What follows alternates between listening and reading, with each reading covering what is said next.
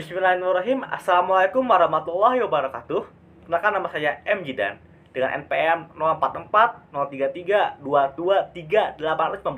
Di sini saya akan melaksanakan atau menunaikan ITS agama atau evaluasi tengah semester pelajaran agama dengan prodi manajemen informatika.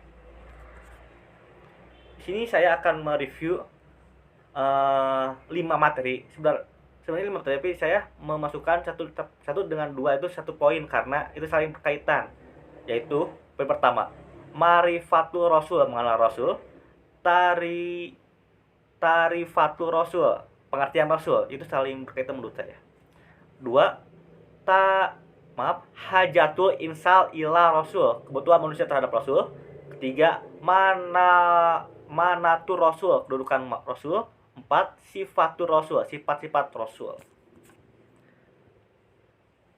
Tarifur Rasul, pengertian Rasul. Dari segi bahasa, Rasul berasal dari kata rasala yang berarti mengutus. Sedangkan kata Rasul adalah bentuk masdar dari kata rasala yang berarti utusan atau seorang yang diutus. Ada dua kata kunci untuk memahami definisi ar-Rasul, yaitu pertama, hamilur Rasulullah, membawa dan menyampaikan risalah. Kedua, qudwatu fitak hikir Rasulullah, menjadi qudwah, contoh bagi umat manusia dalam melaksanakan ajaran yang dibawanya. Rasul-rasul yang diutus oleh Allah Ta'ala memiliki ciri-ciri khusus. Di antaranya adalah sebagai berikut. Pertama, memiliki sifatul asiyah, sifat-sifat asiyah, yakni sifat-sifat dasar yang layak baginya. Misalnya sifat sidik, jujur, amanah, terpercaya, tablik, menyampaikan, dan fatanah, cerdas. Kedua, memiliki al-mujizat atau mujizat, yakni perkara-perkara yang luar biasa yang dapat dilakukan dengan izin Allah untuk melemahkan mereka-mereka yang menantangnya. Salah satu contohnya adalah ketika Rasulullah SAW membelah bulan dengan izin Allah Ta'ala. Ketiga, adanya al-bisyarat, berita gembira kedatangannya. Kabar gembira kedatangannya seorang Rasul ada kalanya telah diberitakan oleh Rasul sebelumnya. Keempat, adanya an-nubuwat, berita-berita kenabian yang disampaikan setiap Rasul senantiasa membawa berita dari Tuhannya melalui wahyu berisi ajarannya, perintah dan larangan, atau peristiwa-peristiwa masa lalu dan masa yang akan datang. Ini adalah contohnya di antara contoh peristiwa masa datang yang diberitakan Rasulullah SAW melalui wahyunya adalah berita penaklukan Mekah. Sebenarnya masih banyak lagi sih, tapi saya cuma mengutip satu ini doang. Kelima, adanya samarat, hasil dakwah yang dilakukan. Di antara hasil dakwah yang diwujudkan Rasulullah SAW adalah munculnya generasi unggul dari sisi keimanan, ilmu, dan amal, sehingga mampu berkuasa di muka bumi ini dan menerbangkan ajaran Islam ke seluruh penjurunya. Yang kedua, atau poin kedua, yaitu hajatul insan illa Rasul, kebutuhan manusia terhadap Rasul. Fitrah manusia secara religius adalah beriman Islam, tegas, fitrah atau keadaan jiwa, ruh. Asli umat manusia adalah mengakui ketuhanan Allah Ta'ala dalam Quran surat Al-A'raf 172, meyakini syariat Islam dan setiap serta mampu mengamalkan. Hanya hawa nafsu dan ketidaktahuanlah yang membuat seorang tidak beriman Islam atau merasa berat menyampaikan khasiat syariat Islam. Fitrah yang dianugerahkan Allah Ta'ala kepada manusia: pertama, fitrah terhadap wujudul khaliq, eksistensi keberadaan pencipta. Jadi manusia adalah makhluk yang asal kejadiannya bertuhan dan mengakui ada kekuasaannya. Tuhan menjadi alam semesta ini. Itulah nurul dari fitrah manusia, seperti yang disebutkan dalam Al-Quran, Quran surat Al-Araf surat 7 ayat 172 atau ayat 7 172. Apa saya lupa. Kedua, fitrah untuk ibadatul khalid, menyembah atau beribadah kepada Sang Pencipta. Salah satu bukti yang menunjukkan bahwa ibadah adalah bagian dari fitrah manusia adalah sebagaimana yang kita lihat dalam sejarah perkembangan dalam manusia itu sendiri. Seorang rasul selain mengajarkan tauhid juga mengajarkan kepada manusia bahwa salah satu tujuan diciptakan manusia itu di bumi adalah beribadah kepadanya. Allah beriman dalam surat Al-Baqarah ayat 21. Berarti itu 4 Al-Baqarah ayat 7 surat 72.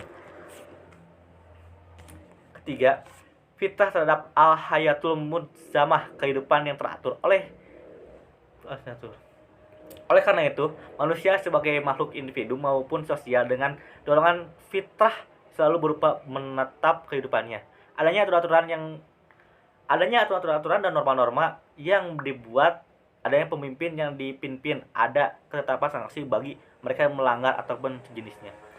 Ketika fitrah manusia tersebut membutuhkan bimbingan Allah Ta'ala, karena tanpa bimbingannya manusia akan terjerumus dalam kesesatannya. Oleh karena itu, dengan kasih sayangnya, Allah Ta'ala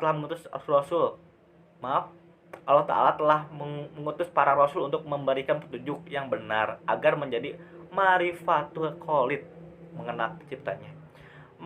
Melalui bimbingan para rasul, manusia pun akan mengenal minhajul hayah, pedoman hidup.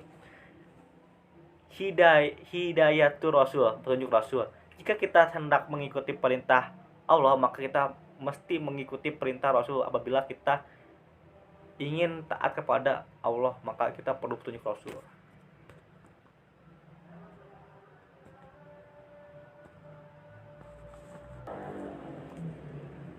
Maaf, tadi sedang adzan, jadi saya sholat dulu dan sekarang sudah. Petunjuk rasul juga digunakan untuk mengamalkan Islam yang benar dan yang diridhoi oleh Allah SWT. Rasul sebagai ikutan dan teladan yang baik untuk diikuti dan mengamalkan Islam secara benar. Mana pencipta? Dengan petunjuk itulah manusia dikenal oleh para rasul tentang pencipta satu-satunya yang semesta ini, yaitu Allah SWT. Maka manusia diminta untuk selalu menguatkan kecintaan kepada Allah, diawali dengan terbiasa mengingat dalam kondisi apapun pedoman hidup. Pada rasul juga memberikan petunjuk tentang aturan-aturan yang seharusnya menjadi pedoman hidup mereka, bukan aturan-aturan yang dibuat mereka. Pedoman hidup itu seharusnya mampu mengarahkan manusia kepada jalan yang lurus atau siratul mustaqim, bukan jalan yang menyimpang dan sesat. Ibadah yang benar. Ibadah sahih adalah ibadah yang menyembah Allah dengan panduan mengikuti Rasul.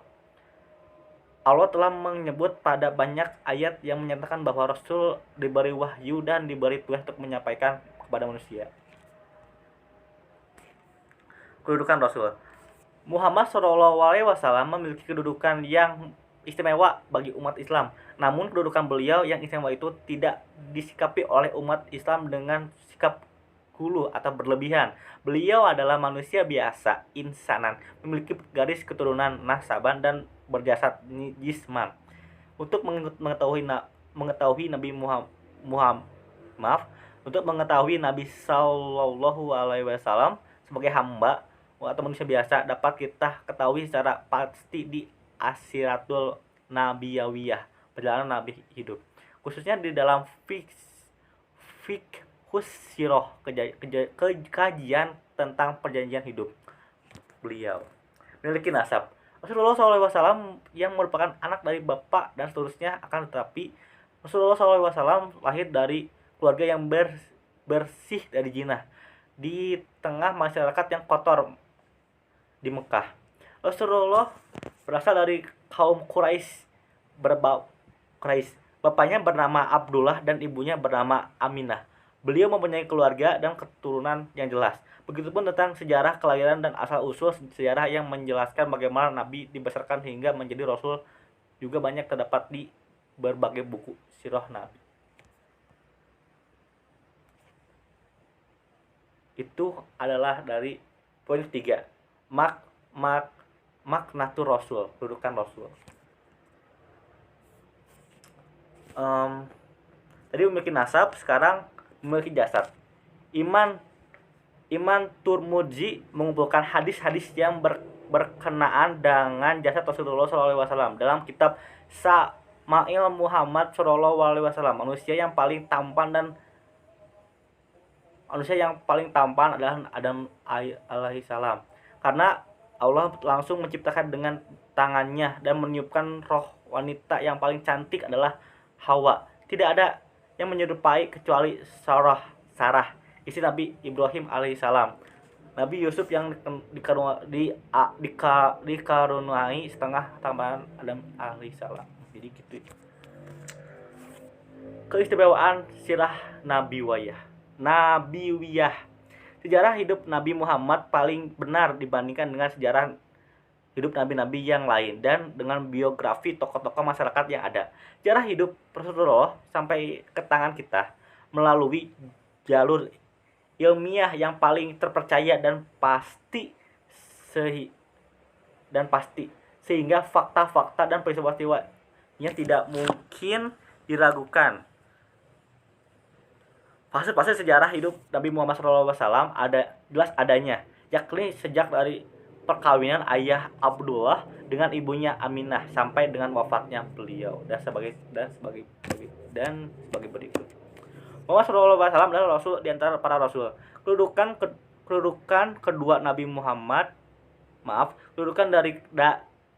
dua dari Muhammad SAW adalah sebagai rasul, di antaranya para rasul yang lain seorang rasul. Ketika beliau SAW menerima wahyu yang pertama, Muhammad tidak lain hanyalah seorang rasul menyampaikan misi. Sebagai rasul, maka beliau SAW menyampaikan risalah yang ditugaskan oleh Allah kepadanya. Tugas ini adalah tugas yang sangat besar atau berat, padahal beliau SAW menunaikan semua risalah dengan sesempurna penunaian. Memimpin umat. Tugas ketiga sebagai rasul adalah memimpin umat Islam. Beliau SAW adalah pemimpin yang sempurna, pemimpin keluarga, pemimpin negara. Muhammad SAW adalah sunnah. Karena sunnah menurut definisi ahli hadis, setiap yang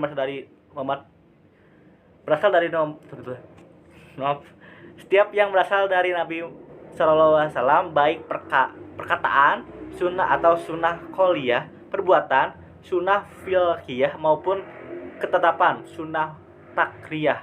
Jadi apa yang terjadi pada diri Nabi Muhammad ada efek hukumnya. As-sunnah sebagai sumber. As-sunnah berkedudukan sebagai sumber pada 3 hal, yaitu sumber hukum kedua setelah Al-Quran, sumber sirah, dan sumber dakwah. Karena itu penting untuk memahami as-sunnah al-hadis. Yang keempat atau yang kelima, sifatur rasul, sifat-sifat rasul. Sifat-sifat rasul sallallahu alaihi wasallam, karena rasul adalah manusia istimewa yang dipilih oleh Allah sebagai utusannya, maka tentu rasul memiliki sifat-sifat yang unggul. Ini untuk mendukung keberhasilan menyampaikan risalah, penunaian amanah dan pemimpin umat. Sifat manusiawi.